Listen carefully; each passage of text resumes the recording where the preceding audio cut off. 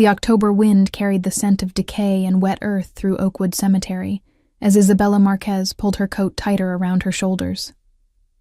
12 years had passed since she last stood before this granite headstone. 12 years since she fled Chicago and the memories that haunted every street corner.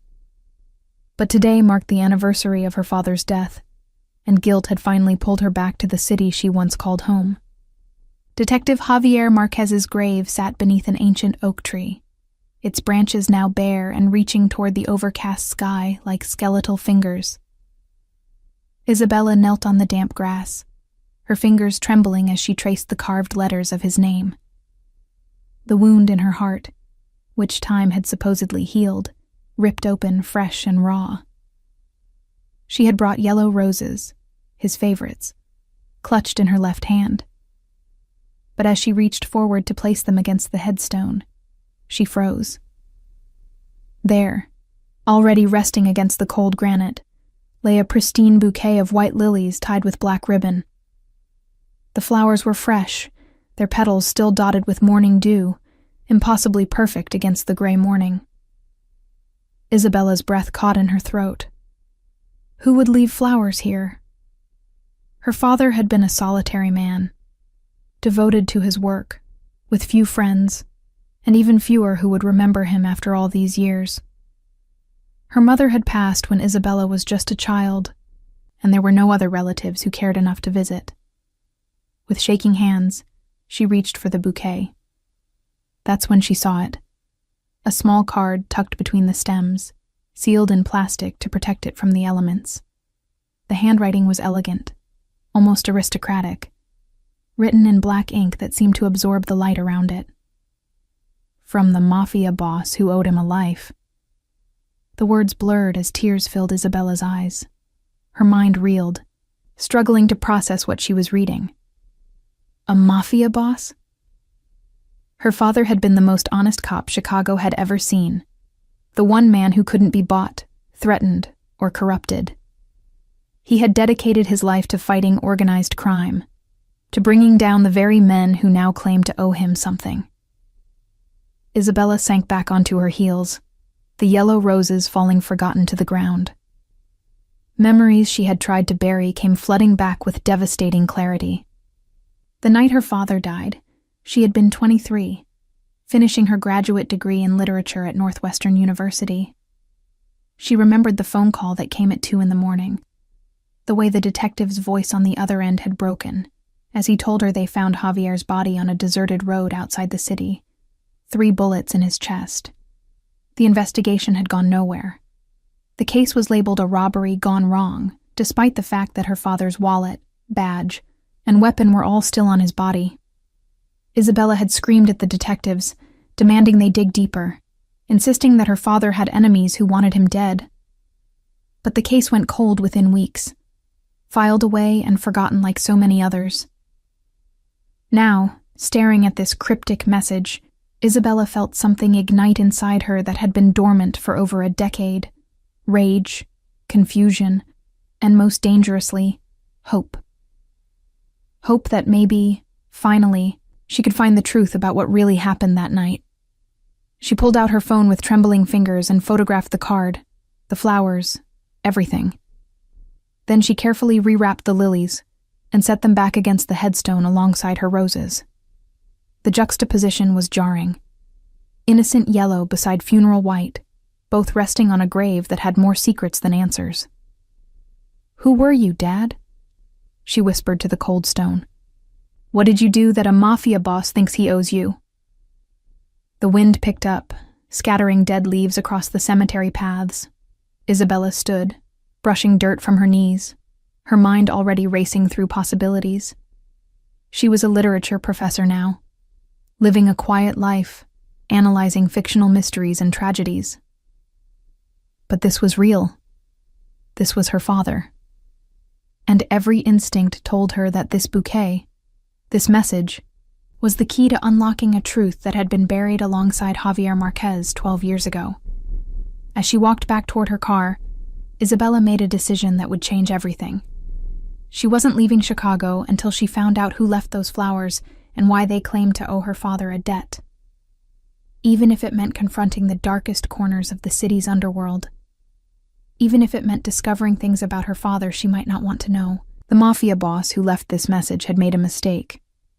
He had given her a thread to pull, and Isabella Marquez was going to unravel the entire tapestry, no matter what monsters she found hiding in its weave. Isabella spent the next 3 days in a hotel room that smelled of stale cigarettes and broken dreams, surrounded by papers, photographs, and her father's old case files that she had kept in a storage unit for over a decade.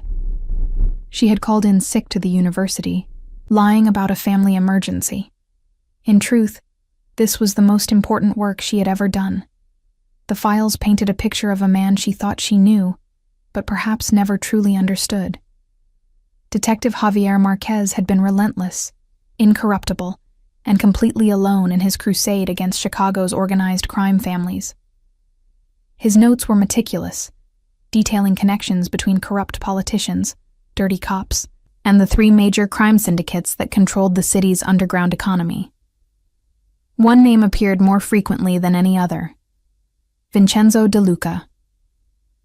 Isabella's fingers trembled as she spread out a series of photographs taken during surveillance operations her father had conducted.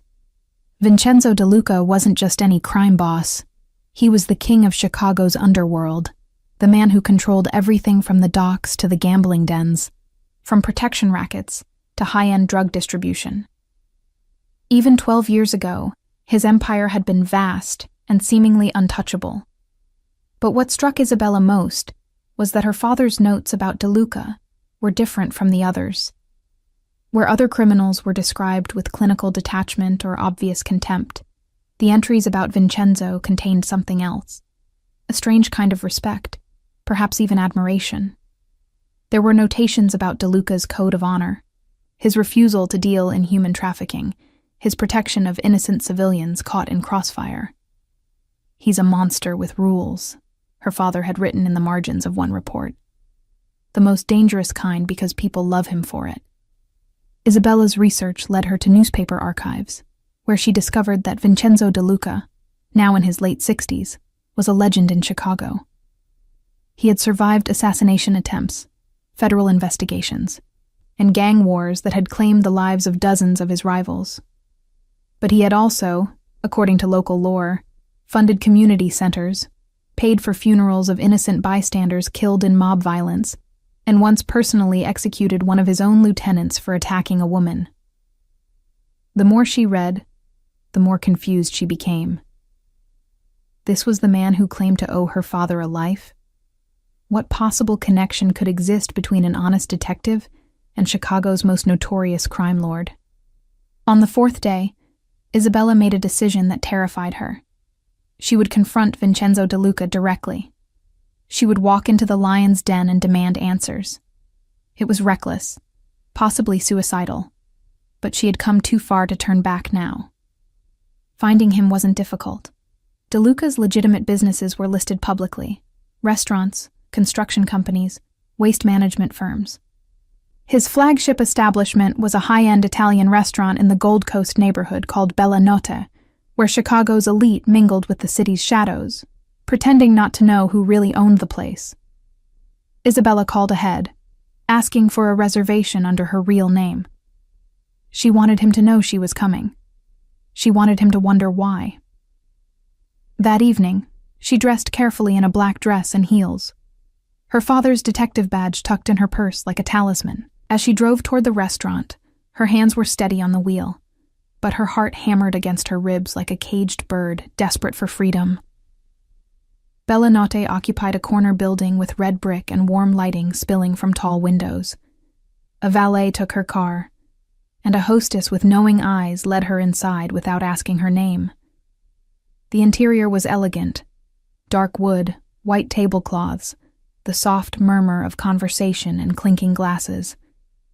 Classical Italian opera played softly in the background. "Miss Marquez," the hostess said, stopping before a private booth in the back corner. "Mr. De Luca is expecting you."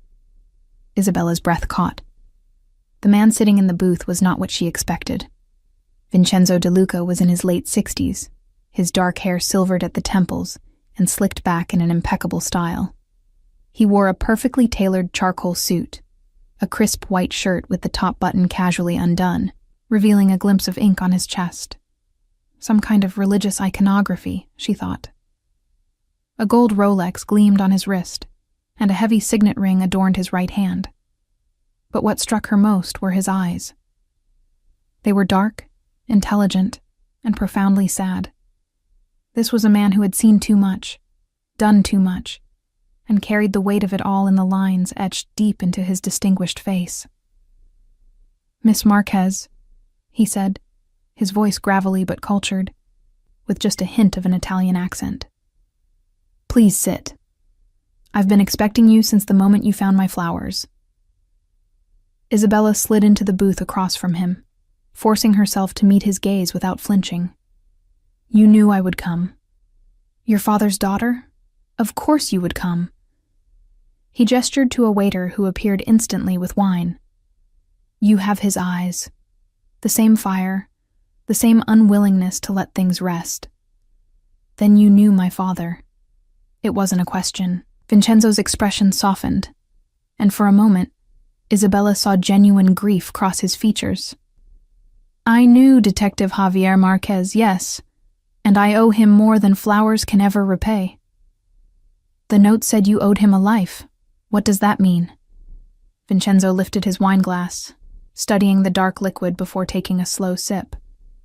When he spoke again, his voice was quiet, meant only for her.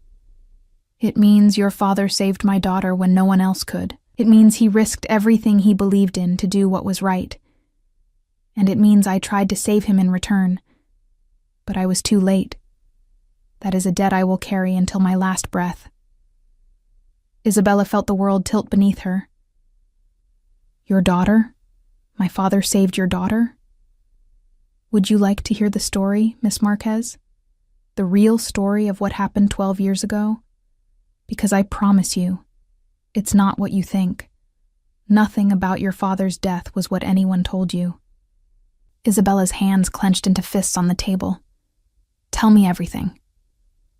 And so, in a restaurant filled with secrets and lies, Chicago's most powerful crime lord began to tell her the truth about the night her father died, and the twisted path that had led them all to this moment. Vincenzo De Luca leaned back in the booth, his eyes distant as he reached into the past. The restaurant buzzed with life around them, but in their corner, time seemed to slow, the air heavy with secrets about to be unearthed. 15 years ago, he began, his voice low and measured. I had everything a man in my position could want. Power, respect, wealth. But none of it mattered compared to my daughter, Sophia. She was 17, brilliant, kind, everything good that I was not.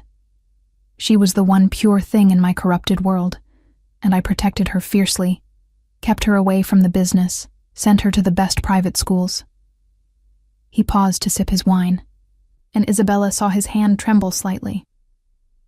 But my enemies knew that to hurt me, they had to hurt her. Antonio Russo, a rival who wanted my territory. He planned something that violated every code we lived by. He arranged for Sophia to be kidnapped on her way home from school. Isabella felt a chill run down her spine. She had read about this case in her father's files, but the details had been sparse, classified.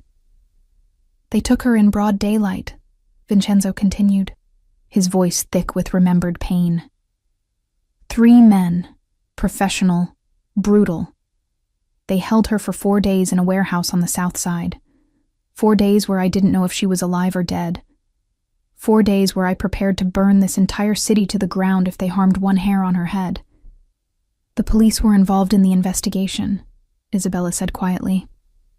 My father was assigned to the case. Your father was the lead detective, yes, but here's what you don't know. Most of the Chicago PD at that time was on someone's payroll. Mine, Russo's, or the Colombians. The detectives assigned to find Sophia were deliberately running the investigation in circles, giving Russo time to make his demands, to humiliate me before eventually killing her anyway. Vincenzo's jaw clenched, and Isabella could see the rage that still lived in him after all these years. Everyone except Javier Marquez. Your father took one look at that case and knew something was wrong. He saw the delays, the misdirections, the false leads. And he did what no other cop in Chicago would dare to do. He came to me directly. Isabella's eyes widened. He came to you? He walked into my office, this restaurant actually, sat right where you're sitting now, and he said, "I know your daughter is still alive. I know cops on my force are involved in this, and I'm going to find her. But I need your word that when I do, you won't start a war that will kill innocent people." Vincenzo's eyes glistened with unshed tears. He was risking his career, possibly his life, to make that deal with me, because he believed saving a 17-year-old girl was more important than the rulebook.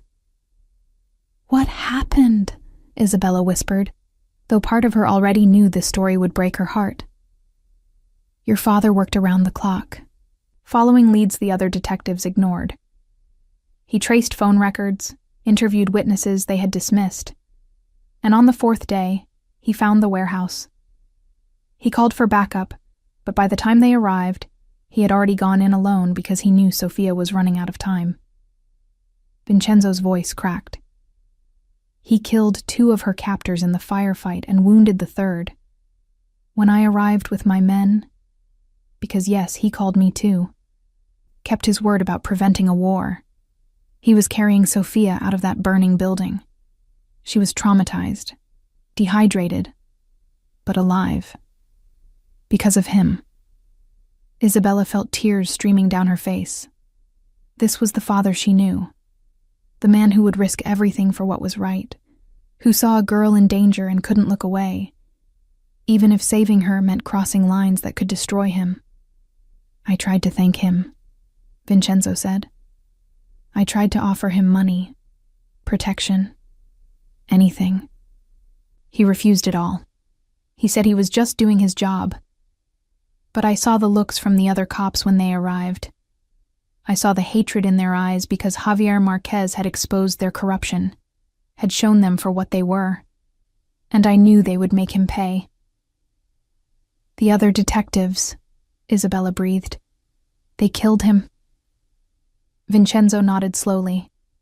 3 years later, your father had gathered evidence against a network of dirty cops, men who were taking bribes, protecting criminals, even participating in crimes themselves.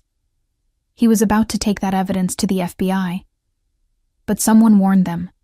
Someone told them Javier was about to bring down their entire operation. The crime boss's hands clenched into fists on the table. They set up a meeting, told him they had information on a case. They lured him to that deserted road. And they executed him like he was nothing more than a problem to be eliminated. Isabella's world spun. All these years she had wondered, had suspected, but hearing it confirmed was like being shot herself. You knew who killed him. I found out 2 days after he died. My sources in the department told me everything. And I swear to you, Miss Marquez, I tried to save him. When I heard about the setup, I sent my men to intercept, to warn him. But we were 15 minutes too late. By the time we arrived, he was already gone. Vincenzo's voice broke completely. I failed him, the man who saved my daughter, who showed me that honor could exist outside my world, who trusted me with his life. I failed him when he needed me most. That is the debt I owe. That is why I bring flowers to his grave every year. It's the only way I can tell him I'm sorry. The restaurant around them continued its elegant dance of dinner and conversation, oblivious to the storm of revelation happening in the corner booth. Isabella sat frozen, her mind trying to process everything she had just learned. Her father hadn't just been murdered. He had been betrayed by the very institution he served, killed by the men who were supposed to be his brothers in blue. And the most feared crime lord in Chicago had been the only one who tried to save him. Who were they? Isabella asked, her voice cold and sharp as a knife. Give me their names. Vincenzo studied her face, seeing the same determination that her father had possessed. If I tell you, What will you do with that information? These men are still protected, still powerful. Going after them could get you killed just like your father. I don't care, Isabella said fiercely. My father spent his life fighting for justice. If I walk away now, if I let his killers continue to live free and unpunished, then he died for nothing. His sacrifice meant nothing. Vincenzo was quiet for a long moment. Then he reached into his jacket and pulled out a thick manila envelope, sliding it across the table. Your father gave this to me 3 days before he died. He said if anything happened to him, I should keep it safe. Inside are copies of every piece of evidence he gathered: bank records, photographs, recorded conversations, witness statements. Everything needed to destroy the men who killed him. Isabella's hands shook as she picked up the envelope. Why didn't you use this yourself? Why didn't you destroy them? Because I'm a criminal, Miss Marquez. Anything I did would be dismissed as mob retaliation. But you're his daughter, a respected professor, someone with no ties to organized crime. If you take this to the right people, they'll have to listen. The truth will have to come out. He leaned forward, his dark eyes intense. But understand this. The moment you open that envelope, the moment you start this fight, those men will come for you. They've had 12 years to entrench themselves deeper into the system. They're desperate, and desperate men are the most dangerous kind. Isabella met his gaze without fear. Then I'll need protection. You said you owed my father a debt. Help me finish what he started. Help me bring his killers to justice. A slow smile crossed Vincenzo De Luca's weathered face. You are definitely Javier's daughter. Yes, Miss Marquez. You'll have my protection, my resources, everything I can provide. Those men took away the only cop in Chicago who ever showed me that honor exists outside our world. They'll pay for that. I swear on my daughter's life. They'll pay. As Isabella left the restaurant that night, the envelope clutched to her chest. She felt her father's presence more strongly than she had in years. The war was just beginning, but for the first time since his death, she felt like she could finally fight back, and she wouldn't be fighting alone. The next morning, Isabella sat in her hotel room with the contents of the envelope spread across the bed like pieces of a devastating puzzle. She had stayed awake all night, reading through every document, studying every photograph, listening to the scratchy recordings on the old cassette tapes her father had somehow preserved. What she discovered made her physically ill. The corruption ran deeper than she could have imagined. Detective Marcus Brennan, Lieutenant Frank Costello, and Sergeant David Morrison. 3 names that appeared again and again in her father's meticulous notes. These weren't just dirty cops taking small bribes. They were running a criminal enterprise within the police department itself, using their badges as cover for extortion, drug trafficking, and murder. Her father's notes detailed everything. Bank accounts in offshore havens showing hundreds of thousands of dollars in deposits. Photographs of the 3 men meeting with known drug dealers in abandoned warehouses. Recorded phone conversations where they casually discussed eliminating witnesses and splitting profits. And most damning of all, a timeline showing that they had learned about her father's investigation and began planning his murder 3 weeks before it happened. Isabella's phone buzzed. A text from an unknown number. Car downstairs. Driver named Marco. Vincenzo wants you somewhere safe while you work. D. She gathered the documents carefully, placing them back in the envelope, then packed her few belongings. Downstairs, a black Mercedes with tinted windows waited at the curb. The driver, a man in his 40s with careful eyes and a slight bulge under his jacket that indicated a shoulder holster, opened the rear door for her. Miss Marquez, Mr. De Luca has arranged a secure location for you. Somewhere those 3 bastards won't think to look. The drive took them out of the downtown area to a quiet neighborhood of renovated brownstones in Lincoln Park. Marco led her to a 4th-floor apartment with a view of the park below. The space was elegant but functional. 2 bedrooms, a modern kitchen, and most importantly, a large dining table where she could work. "There's a panic button installed next to the front door," Marco explained. "Press it, and you'll have 5 armed men here in under 3 minutes. I'll be in the car outside 24/7, rotating with 2 other guys. Nobody gets up here without us knowing about it." Over the next week, Isabella worked with an intensity she had never experienced before. She organized the evidence into a comprehensive timeline, cross-referenced everything, and built an airtight case that no prosecutor could ignore. But she also realized that simply having evidence wasn't enough. She needed a way to make it public, to create so much noise that the corruption couldn't be buried again. That's when she decided to reach out to Rachel Chen, an investigative journalist with the Chicago Tribune known for taking down powerful people. Isabella had followed Rachel's work for years, admiring her fearlessness and integrity. If anyone could help expose this story, it was her. They met in a coffee shop in Wicker Park, far from police headquarters, or anywhere the dirty cops might have surveillance. Rachel was in her late 30s, sharp-eyed and skeptical. But when Isabella began laying out the evidence, her expression shifted from doubt to absolute focus. "Jesus Christ," Rachel whispered, looking at the photographs and documents spread subtly between them. "This is Pulitzer-level stuff. But you understand what you're asking me to do? These men have connections everywhere. They've survived this long by being careful and ruthless. My father was careful too," Isabella said quietly. "And they murdered him anyway. I'm not asking you to do this for me. I'm asking you to do it for every person in Chicago who believes cops should actually protect them instead of preying on them." Rachel studied her for a long moment. "You have protection? Because the minute I start digging, they'll know someone's coming for them. I have protection from someone they fear more than the police department." Rachel's eyebrows rose. "Vincenzo De Luca, I heard rumors you'd been seen at Bellanotte. Most people would call that trading one devil for another. Most people don't know that De Luca tried to save my father.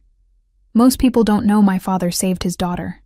Sometimes the world isn't as black and white as we want it to be." "No," Rachel agreed, carefully photographing documents with her phone.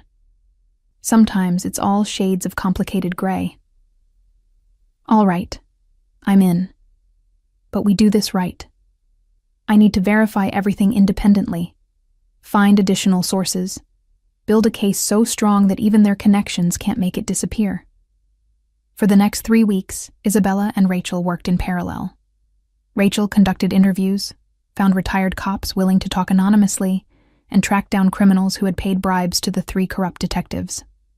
Meanwhile, Isabella used Vincenzo's resources to uncover even more evidence: surveillance footage from businesses near meeting locations, financial records that Rachel couldn't access legally, witness testimony from people too afraid to talk to a journalist, but willing to speak to someone with De Luca's protection.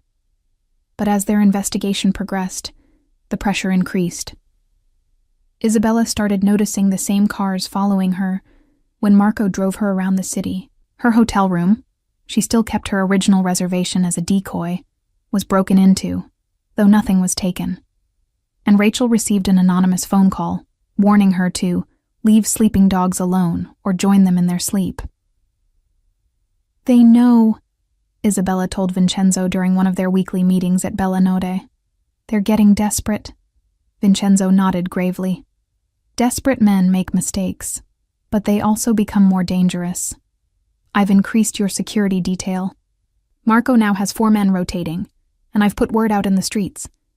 Anyone who touches you or the journalist answers to me personally. That should buy you some protection." "What about when we go public? When Rachel's story runs?" "When that happens," Vincenzo said, his expression dark, "all bets are off. They'll know they're finished, and finished men have nothing to lose. You need to be somewhere they can't reach you when that story drops." The confrontation came sooner than expected. Isabella was leaving the Tribune offices after a late night working with Rachel when a car pulled up beside her on the street. Detective Marcus Brennan stepped out, his face twisted with barely controlled rage. "Miss Marquez, we need to talk."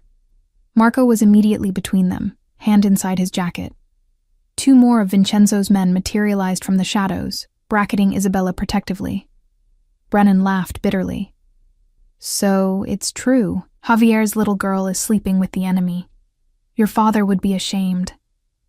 "My father would be ashamed of you," Isabella shot back, her voice steady despite her racing heart. "He trusted you. He called you his brother. And you put 3 bullets in his chest because he wouldn't let you destroy everything he believed in." Brennan's face went pale, then red. "You don't know what you're talking about. You don't understand how the real world works. I understand that you're a murderer. I understand that you've been stealing from this city for years. And I understand that in 72 hours, everyone else is going to understand it too." "Is that a threat?" "It's a promise." Rachel Chen is running her story in the Sunday edition. Front page, full expose, every piece of evidence my father gathered plus everything we've found since. Your face, Costello's face, Morrison's face, all of them plastered across the news for everyone to see. Your careers are over, your freedom is over, and my father can finally rest. Brennan took a step forward, but Marco's hand emerged from his jacket holding a gun, held low but unmistakably ready. The detective froze. "You think you've won?" Brennan hissed. "You think we don't have protections in place? We've survived worse than some college professor and a wannabe journalist. This isn't over." "You're right," Isabella said coldly. "It's not over. Not until you're in a cell for the rest of your life. Now get away from me before I have Mr. DeLuca's men escort you there ahead of schedule." Brennan stared at her for a long moment, then spat on the sidewalk before returning to his car. As it drove away, Isabella realized her hands were shaking. "You did good," Marco said quietly. But he meant what he said. "They're going to come at you hard now. We need to move you tonight." Isabella nodded. The battle lines were drawn. In 72 hours, the truth would explode across Chicago. And whatever happened after that, there was no turning back. The war for her father's justice had truly begun. The safe house Vincenzo arranged was a penthouse apartment in a high-rise building he owned through a shell corporation. The top floor had only 2 units, and he had bought both, meaning Isabella had an entire floor to herself with security stationed at the elevator and stairs. Floor-to-ceiling windows offered a panoramic view of Chicago's glittering skyline, but Isabella barely noticed. She was too focused on the countdown. 72 hours until Rachel's story went live. 72 hours until she destroyed the men who killed her father. But those 72 hours felt like an eternity. On the first night, Isabella couldn't sleep. She stood at the windows watching the city lights blur through her tears, thinking about her father. She remembered him teaching her to ride a bike, remembered him reading to her before bed, remembered the way he always wore his badge with such pride. He had believed in justice, in the system, in the idea that good people could make a difference. And that belief had gotten him killed. Her phone buzzed. Another text from the unknown number that she now knew belonged to one of Vincenzo's people. "They hit Rachel Chen's apartment tonight. She wasn't there. We had her moved to a hotel under a false name. They're panicking." Isabella's jaw clenched. So it was starting. Brennan, Costello, and Morrison were making their moves, trying to silence anyone who threatened them. But they were too late. The story was already written, already edited, already scheduled to run. Rachel had copies stored in multiple locations, as did her editor. The Tribune's lawyers had reviewed every word. There was no stopping what was coming. The second day brought more pressure. Isabella's university received an anonymous tip claiming she was involved in academic fraud. Her bank accounts were frozen pending an investigation into suspicious transactions. Someone posted her address online along with false accusations that she was under investigation for embezzling grant money. "They're trying to destroy your credibility before the story drops," Vincenzo explained when he visited that evening. He looked tired, older somehow, but his eyes still held that fierce intensity. They want people to doubt you when you're inevitably mentioned as a source. Will it work? Isabella asked. No. The evidence is too strong. And it's not just from you. Rachel has multiple independent sources, but it shows how desperate they are, which makes them dangerous. That night, Morrison's younger brother, who worked as a private investigator, was found dead in his apartment. Suicide, the initial report said, though Vincenzo's sources whispered it was murder made to look like suicide. The message was clear. Anyone associated with the corrupt cops was being eliminated to prevent them from turning witness. They're cleaning house, Marco told Isabella, getting rid of anyone who might testify against them. Your father's evidence is the only record that can't be silenced. On the third day, 48 hours before publication, Isabella received a phone call from a number she didn't recognize. Against Marco's advice, she answered it. Miss Marquez? The voice was older, refined. My name is Chief Harold Davidson. I'm the current Chicago Chief of Police. Isabella's heart hammered. How did you get this number? Please, don't hang up. I'm calling because I need you to understand something. The accusations you're making against Detectives Brennan, Costello, and Morrison, they're going to tear this department apart. Good cops, innocent people, are going to be painted with the same brush. The public trust in law enforcement is already fragile. This could destroy it completely. My father trusted law enforcement, Isabella said coldly, and it destroyed him. Those good cops you're worried about? They looked the other way for years while Brennan and his crew ran their empire. They're complicit. I'm not asking you to drop the story. I'm asking you to give me time to handle this internally. Let me investigate. Let me build cases through proper channels. Let me preserve what's good about this department while rooting out what's rotten. Internal investigation. Isabella laughed bitterly. Like the one that concluded my father was killed in a random robbery. Like the investigation that cleared everyone of wrongdoing. Chief Davidson, with all due respect, the Chicago PD has had 12 years to handle this internally. You failed. Now it's being handled externally. There was a long silence. I can't protect you from what's coming, Miss Marquez. Once that story runs, there will be people in this city, people with power and connections, who will want to silence you permanently, and I can't guarantee your safety. I'm not asking you to. I have my own protection. From Vincenzo De Luca, yes, I'm aware. Do you understand what you've done? You've allied yourself with the very criminals your father spent his life fighting. You've legitimized him, given him respectability he doesn't deserve. That's your father's real legacy now. His daughter in bed with the mob. Isabella's voice went ice cold. Vincenzo De Luca tried to save my father's life. Your detectives took it. If you want to talk about betrayal, Chief, look in the mirror. This conversation is over. She hung up, her hands shaking with rage. Marco appeared in the doorway, concern etched on his face. That was a warning, he said quietly. They're going to come at you from every angle now. Legal, professional, personal. And when that doesn't work, they'll try to kill me. I know. Isabella met his eyes steadily. I'm not backing down, Marco. Not after coming this far. Mr. De Luca figured you'd say that. He's called in reinforcements. Starting tonight, you've got 8 men on rotation instead of 4.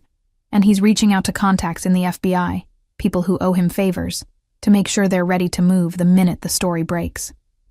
He's not letting what happened to your father happen to you. That evening, as the sun set over Chicago painting the sky in shades of orange and red, Isabella stood at the windows again. Somewhere out there, Brennan, Costello, and Morrison were probably having similar conversations, making their own desperate plans. They knew the hammer was about to fall, knew their world was ending. But unlike her father, she wasn't facing them alone. She had Rachel's relentless journalism. She had evidence that couldn't be denied. And yes, She had the protection of Chicago's most feared crime lord, a man who understood better than anyone that sometimes justice exists outside the system that's supposed to provide it. Her phone buzzed one more time. A message from Rachel. Story is locked. Sunday morning, front page. We did it. Your father would be proud. Isabella read the message through tears. Tomorrow was Saturday, the day before publication. One more day to survive. One more day until the truth exploded across Chicago, and her father's killers were finally exposed. She thought about the flowers on her father's grave, those pristine white lilies left by a man who most of the world considered a monster. She thought about how her father had crossed lines to save Vincenzo's daughter, how he had risked everything because it was right, regardless of the rules. Maybe the world wasn't divided neatly into good and evil. Maybe sometimes honor existed in unexpected places. Maybe sometimes justice required strange alliances. I'm going to finish this, Dad, she whispered to the darkening sky. I'm going to finish what you started. I promise. Below, the city lights began to flicker to life, thousands upon thousands of them, like stars reflected on Earth. And somewhere in that vast constellation of light and shadow, the final pieces of this long, painful puzzle were falling into place.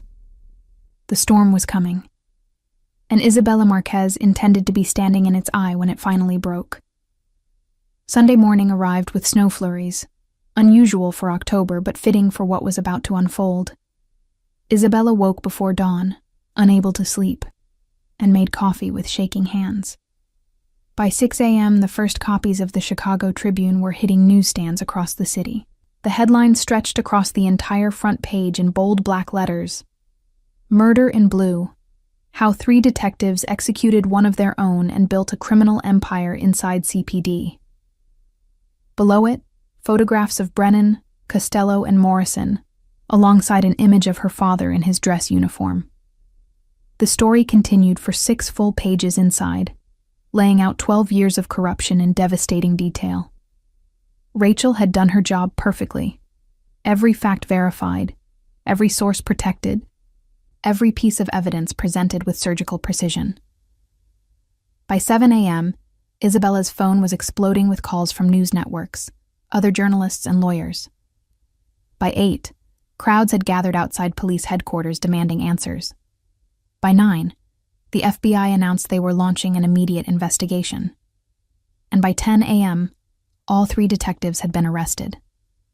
Isabella watched it all unfold on the television in the penthouse, Marco standing guard by the door. News helicopters circled police headquarters as Brennan, Costello, and Morrison were led out in handcuffs, their heads down, shielding their faces from the cameras. She felt no triumph, only a profound sadness that it had taken 12 years and her father's death to reach this moment. Her phone rang. Rachel Chen, her voice thick with exhaustion and emotion. We did it.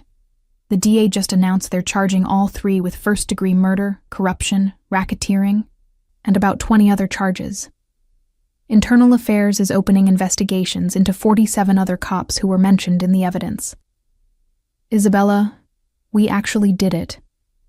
My father did it, Isabella corrected softly. We just finished what he started.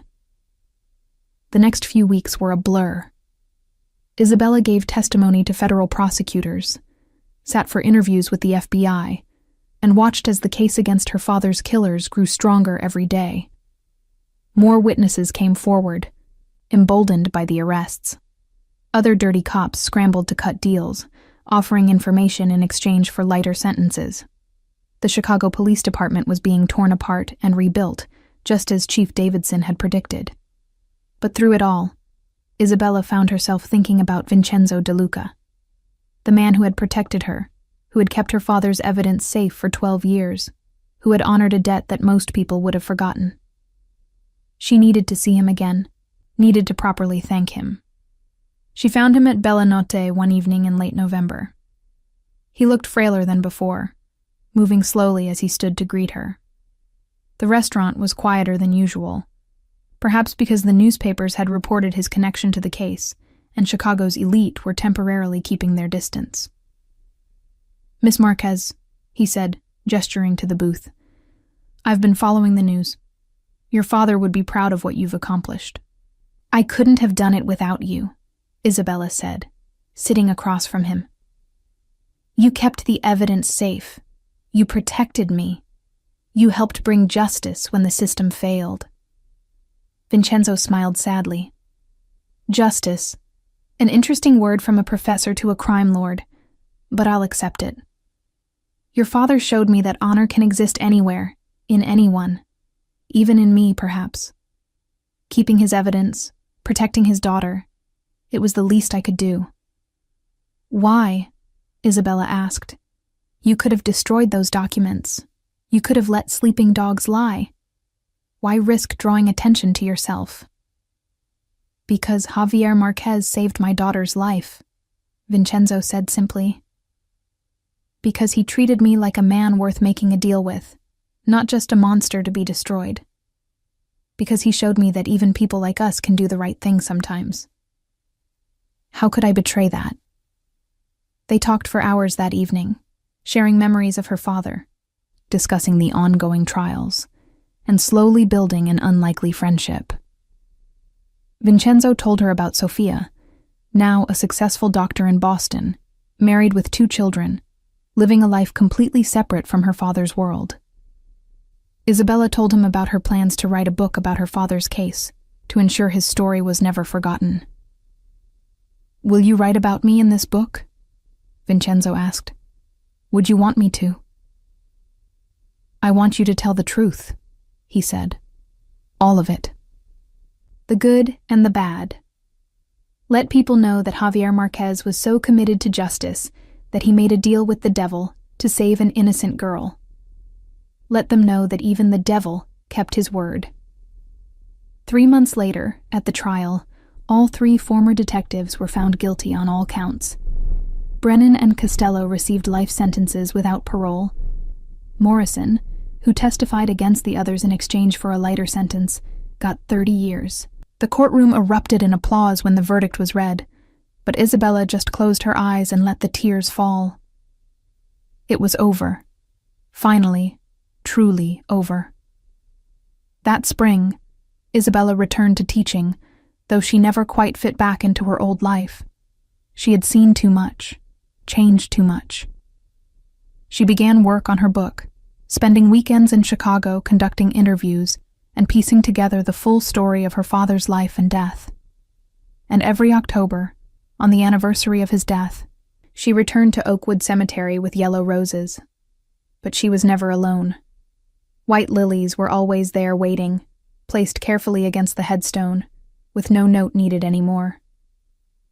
Sometimes she arrived early enough to see an elderly man in an expensive coat leaving, his movements slow but dignified, a young man in a dark suit helping him walk.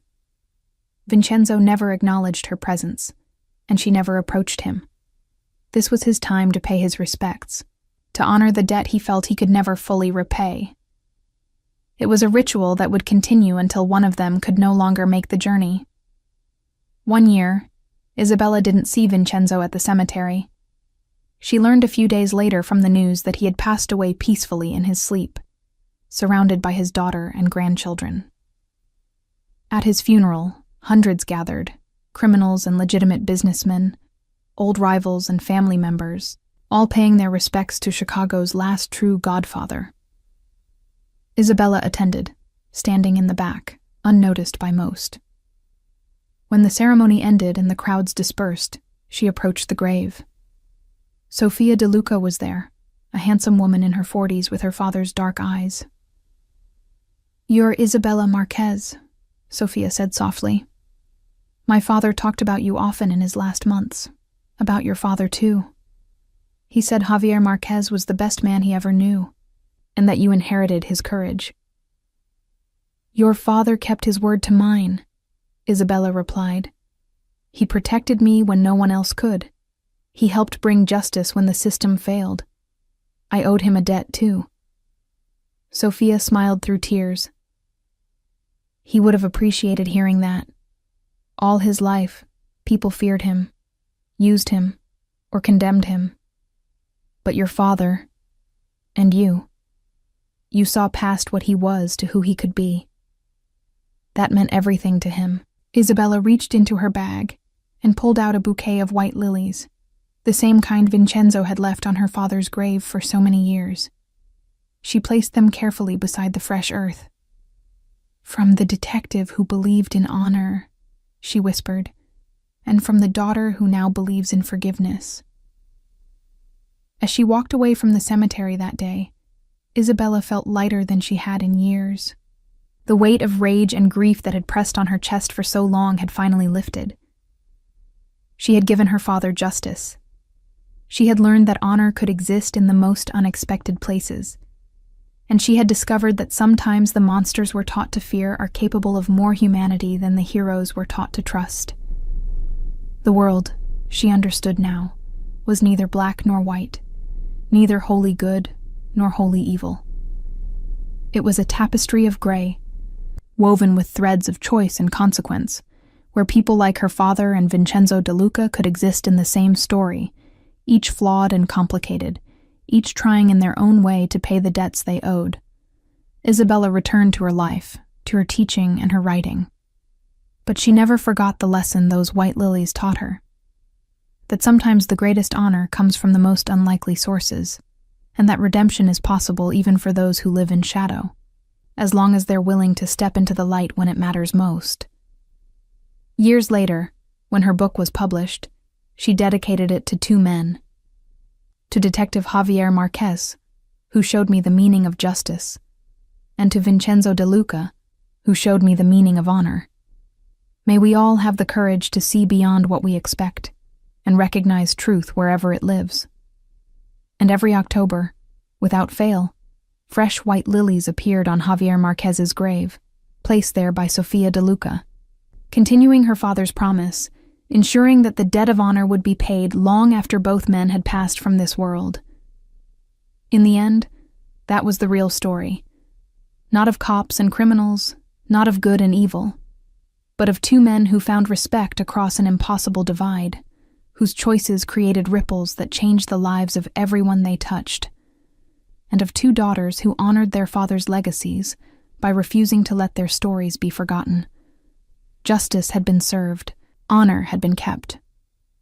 And in a cemetery in Chicago, beneath an old oak tree, two bouquets of flowers, yellow and white, rested together on a detective's grave, a testament to the complicated, beautiful, tragic truth that sometimes the most unlikely people can change the world simply by keeping their promises. 6 months had passed since the verdict, and spring had arrived in Chicago with an insistence that felt almost aggressive after the brutal winter. Isabella stood in her new office at Northwestern University, surrounded by boxes of research materials for her book.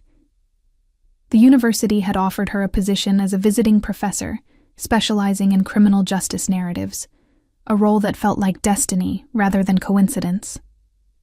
The view from her window overlooked the campus quad, where students hurried between classes, their faces bright with the oblivious optimism of youth. Isabella envied them that lightness. She had once been like that, believing the world operated according to clear moral lines, that justice was a given rather than something you had to fight and bleed for. Her phone buzzed, a text from Rachel Chen. "Published numbers are in. Your book pre-orders just hit the NYT bestseller list. You're going to change how people think about corruption and redemption. Drinks tonight to celebrate?" Isabella smiled faintly, but didn't respond immediately. The book, Flowers for the Dead, A Daughter's Search for Justice, wasn't due for release for another month, but the advance publicity had been overwhelming. Every major news outlet wanted interviews. Documentary producers were calling. Hollywood agents were circling with offers to adapt the story. But what struck Isabella most were the letters. Hundreds of them, from people across the country who had lost loved ones to police violence, to corruption, to a justice system that protected its own. They wrote to thank her, to tell their own stories, to ask for advice on how to fight back when fighting back seemed impossible. She had become, quite accidentally, a symbol, and the weight of that was heavier than any grief she had carried for her father. A knock on her office door pulled her from her thoughts. Marco stood in the hallway, no longer in the black suit and earpiece of a bodyguard, but dressed casually in jeans and a leather jacket. Vincenzo's organization had largely disbanded after his death, with Sofia ensuring that her father's legitimate businesses stayed legitimate, and his criminal enterprises were quietly shut down or sold to rivals with strict stipulations about avoiding violence and human trafficking. Marco had taken a job as head of security for a downtown hotel, but he still checked on Isabella regularly. The bond formed during those dangerous weeks had never quite faded. "Thought you might want to see this," he said, handing her a manila envelope. "Arrived at your apartment this morning. I had your mail forwarded here since you're spending so much time at the office." Isabella opened it carefully. Inside was a single photograph, professionally taken, showing Vincenzo De Luca standing beside a younger man in a hospital room. The younger man held a newborn baby, and Vincenzo's face, that weathered, dangerous face, was transformed by pure joy. On the back, written in elegant script, "My great-grandson, Javier De Luca, born March 15th. Sofia wanted your father's name to live on in our family. She said it was the only way to properly honor what he gave us. V." The photograph was dated 2 weeks before Vincenzo died. Isabella felt tears burn her eyes. She turned the photo over again, studying Vincenzo's expression in that hospital room. This was the man the world saw as a monster, holding his great-grandson, ensuring that an honest cop's name would be carried forward in a family built on crime and violence. The contradiction was beautiful and terrible in equal measure. "There's something else," Marco said quietly. "Sofia De Luca wants to meet with you. She's in town this week, staying at the Four Seasons. She said it's important." They met for lunch at a restaurant far from Bellanote, which had been sold months earlier to a restaurateur with no mob connections. Sofia De Luca was elegant in a navy dress and pearls, her dark hair streaked with distinguished gray. She looked like what she was, a successful physician with a beautiful family and a complicated past.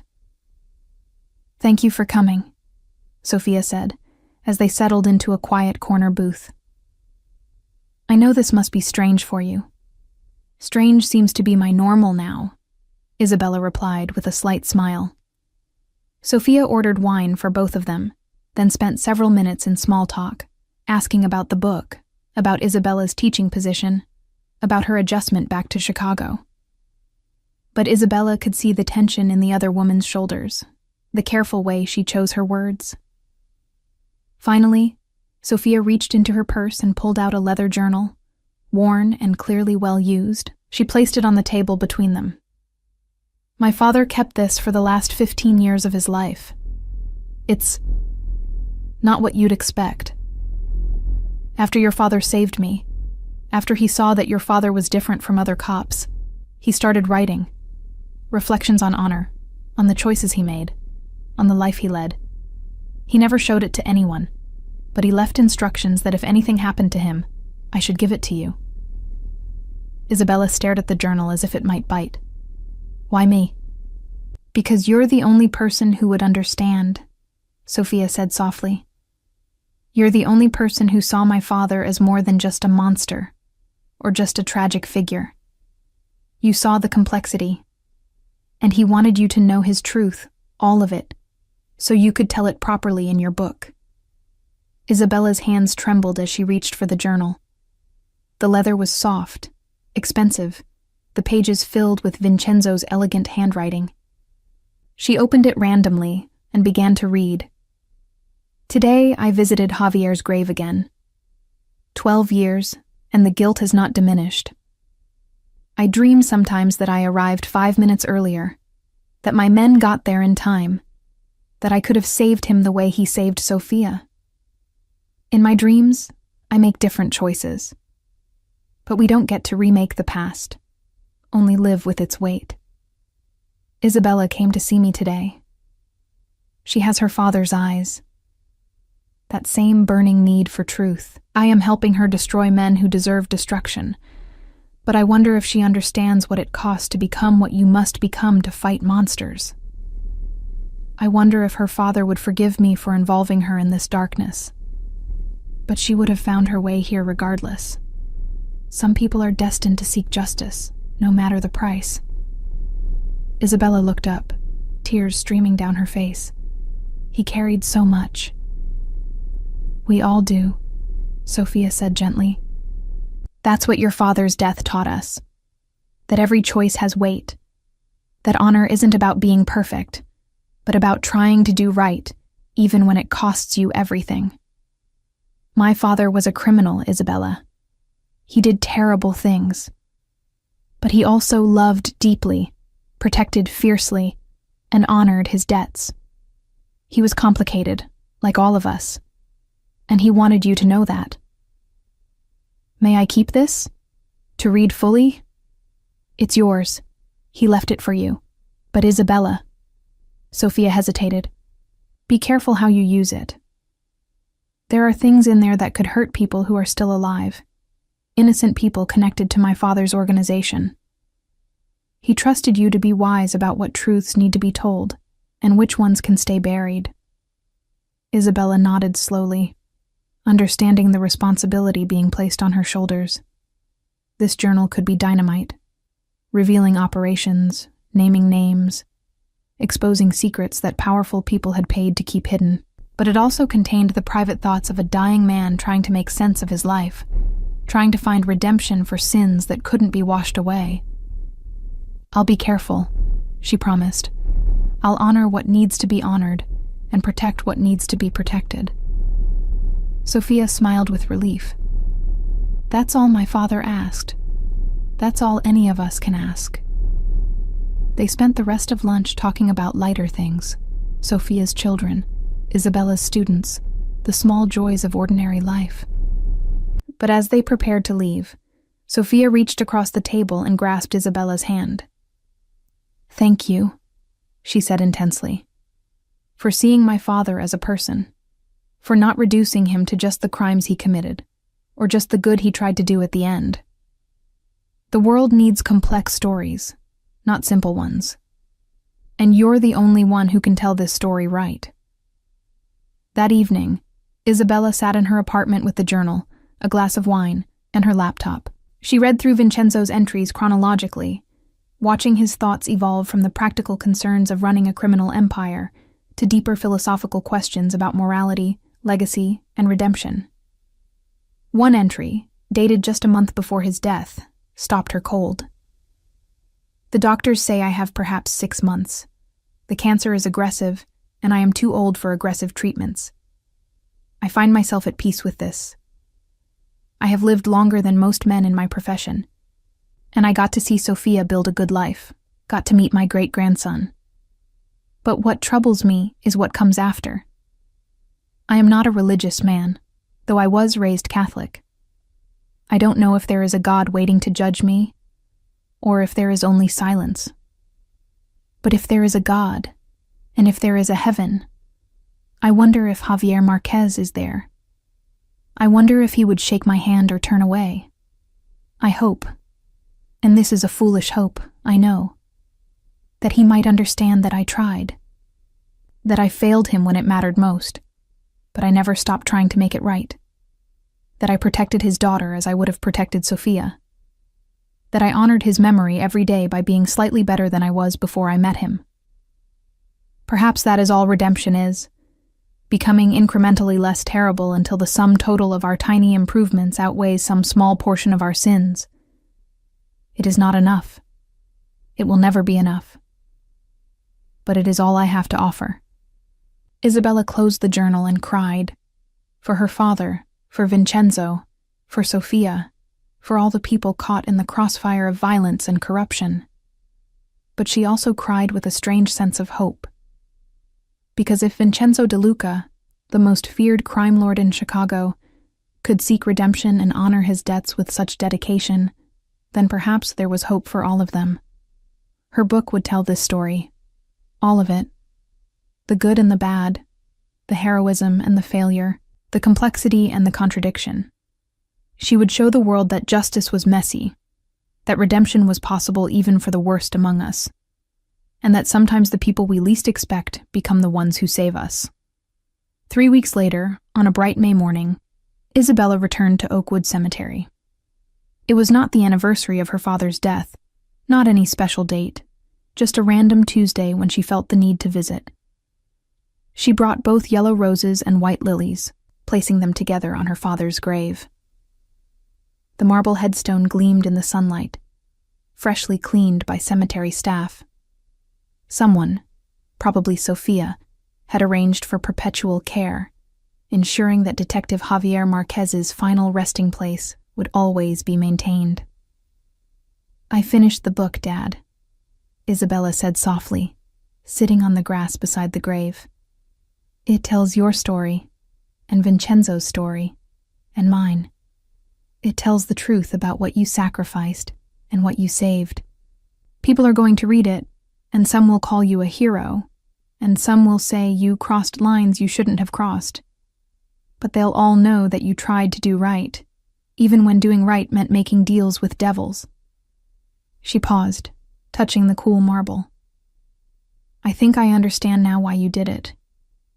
Why you risked everything to save Sophia. Because she was 17 and innocent, and none of what her father did was her fault. Because the badge on your chest didn't just mean enforcing laws. It meant protecting people, all people, even the daughters of crime lords. You saw a girl who needed saving and you didn't hesitate. That's who you were." A breeze rustled through the oak tree above, causing shadows to dance across the grass. Isabella looked up at the branches, now full with spring leaves, and smiled. "Vincenzo died believing you would understand what he tried to do for me. Believing that maybe, somewhere, you two could finally have that conversation you never got to finish. I don't know if heaven works that way, Dad, but I hope it does. I hope you two are sitting somewhere having coffee, arguing about ethics and honor and all the complicated things that you both believed in. And I hope you've forgiven him for being 5 minutes too late, because he never forgave himself." Isabella stood, brushing grass from her jeans. Before she left, she pulled out one final item from her bag, a small framed photograph she had commissioned.